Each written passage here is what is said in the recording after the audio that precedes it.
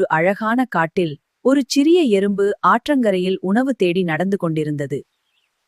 அருகில் மரக்கிளையில் ஒரு புறா அமைதியாக அமர்ந்திருந்தது. அந்த எறும்பு தவறி ஆற்றில் விழுந்தது. நீர் வேகமாக ஓடியதால் அது உயிர் காக்க போராடியது. இதைக் கண்ட நல்ல மனம் கொண்ட புறா ஒரு இலை பறித்து ஆற்றில் விட்டது.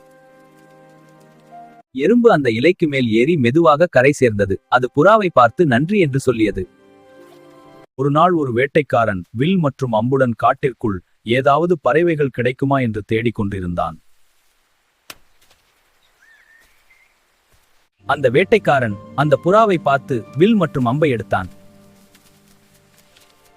வேட்டைக்காரன் புறாவை நோக்கி அம்பை எய்ய தயாரானான். இதைக் கண்ட எறும்பு விரைவாக ஓடியது. எறும்பு வேட்டைக்காரனின் காலில் கடித்தது. வலி காரணமாக அவன் அம்பை தவறவிட்டான். புறா உடனே பறந்து தப்பியது. புறாவும் எறும்பும் மகிழ்ச்சியுடன் ஒருவரை ஒருவர் பார்த்தன. நல்லது செய்தால் நல்லதே திரும்ப வரும்.